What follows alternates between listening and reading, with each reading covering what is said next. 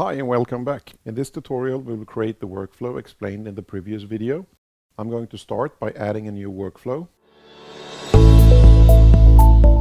I'll name it Update Sales System because that's the purpose of the workflow. Then we need a source where the XML file will show up, so I select Folder and then choose my input folder.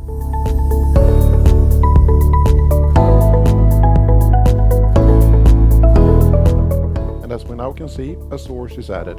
We also need a filter, so I create a file filter and set it to only process XML files. And as action, we now for the first time will get familiar with the bucket action. So I pick that.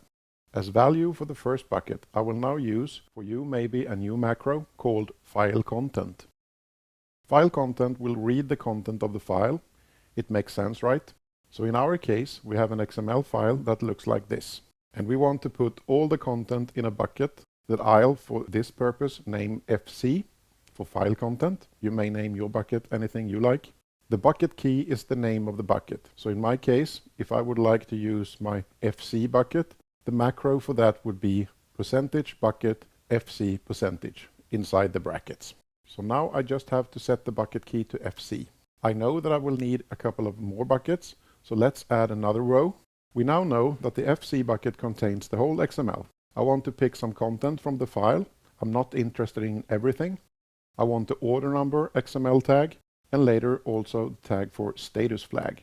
But we start with the order number. To get the specific XML tags, there is another macro that I will introduce to you if you're not already familiar with it. XPath. XPath expects a string and an expression. The string is the XML content. In our case, we already put that in a bucket. So let's use that. Easy. Now we need to specify the expression or what in the XML file we want. So the FC bucket will give us the content. The root of the XML is set to //. Then I want order number. And that's it. That's the expression we want. I copy what we just did and paste it as value and set the key to be called order number. Now we want to do the same thing again with the status flag in the XML. As before, we can still use the FC bucket. The only thing we need to do is getting the right expression to fetch the tag for status flag.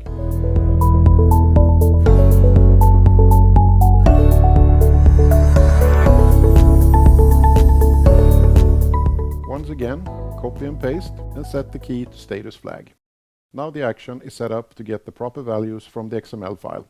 We now need another action so we can make use of the values we've got. I add a new action that I will use for updating my database. So I select database as action this time.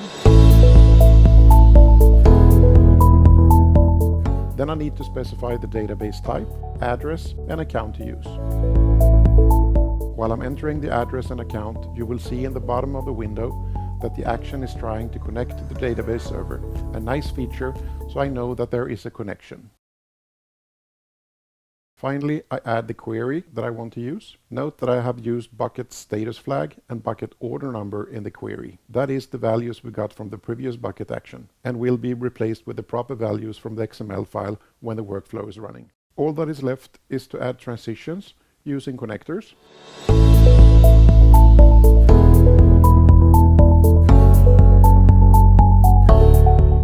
I also add a final action that will delete the XML file in the input folder when done.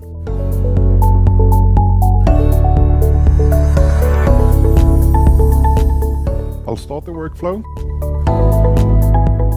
In the XML file we can see that the status flag is 10. And looking in the lower right screen we can see that the current value for status is 5. This is what we expect to be updated.